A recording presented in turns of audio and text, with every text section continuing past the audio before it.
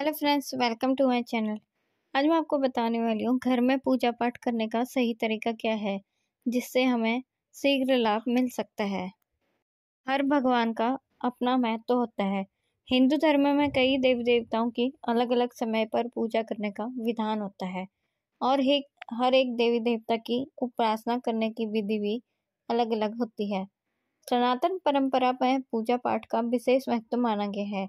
दैनिक रूप से की जाने वाली ईश्वर की पूजा के कुछ नियम भी होते हैं जिनका पालन प्रत्येक साधक को अवश्य करना चाहिए। मनोकामनाओं को पूरा करने और शुभ फल प्राप्ति के लिए ईश्वर की पूजा के लिए प्रयोग में लाए जाने वाला आसन, हवन विधि, पूजा का मंत्र और उसे पढ़ने की विधि, अपने आराध्य के सामने दिया जलाना या फिर आरती करने का नियम आदि की संपूर्ण जानकारी एक साधक को होनी चाहिए। जब व्यक्ति भगवान की पूजा करता है तो वह सांसारिक मोह माया को भूल आध्यात्मिक संसार में पहुंच जाता है। इससे मन को शांति और सद्भावना का एहसास होता है। लेकिन पूजा का फल तभी प्राप्त होता है जब इसे सही विधि विधान के साथ किया जाए। तो चलिए जानते हैं सही विधि विधान क्या है पूजा करने के लिए। ईश्वर की दैनिक पूजा हमेशा स्नान ध्यान के बाद पवित्र एवं प्रसन्न मन से करना चाहिए। प्रतिदिन की पूजा में मनोकामना की सफलता के लिए दक्षिणा अवश्य चढ़ानी चाहिए। दक्षिणा में अपने दोष दुर्गुणों को छोड़ने का संकल्प लें, अवश्य सफलता मिलेगी और मनोकामना भी पूर्ण होगी। चर्म पात्र या प्लास्टिक पात्र में कभी भी गंगा जल नहीं रखना चाहिए। पूजा कभी भी खड़े होकर नहीं करनी चाहिए और ना ही खाली फर्श पर बैठकर पूजा करनी चाहिए। पूजा करने से पहले फर्श पर आसन बिछाएं और आसन पर बैठकर ही पूजा करें। मंदिर के ऊपर भगवान के वस्त्र, पुस्तकें एवं आभूषण आदि भी ना रखें। मंदिर में पर्दा अति आवश्यक है।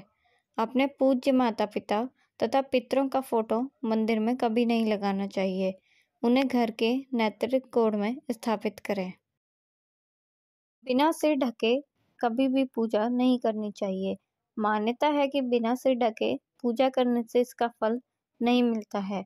पूजा के दौरान सिर ढकना भगवान के प्रति श्रद्धा भाव को दर्शाता है।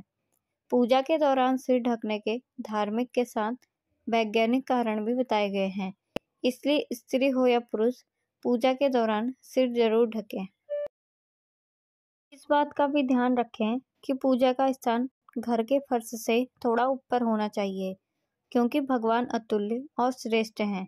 इसलिए आप अपनी बराबरी में उनको पूजा ना करें। पूजा के लिए भगवान को किसी चौकी में या फिर फर्श में ऊंचे स्थान पर स्थापित करें। प्रत्येक व्यक्ति को अपने घर में कलश स्थापित करना चाहिए। कलश में जल से पूर्ण श्रीफल से युक्त विधिपूर्वक स्थापित करें।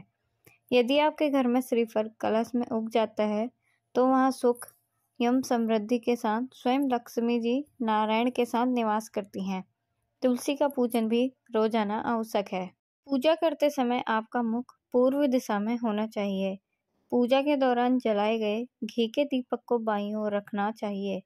मकड़ी के जाले एवं दीमक से घर को सर्वदा बचाएं, अन्यथा घर में भयंकर हानि भी हो सकती है। तांबे के बर्तन में कभी भी चंदन नहीं रखना चाहिए और ना ही पतला चंदन देवी देवताओं को लगाना चाहिए। ईश्वर के लिए जलाए जाने वाले दीपक के नीचे चावल अवश्य रखने चाहिए। पूजा के दौरान कभी भी दीपक से दीपक नहीं जलाना चाहिए।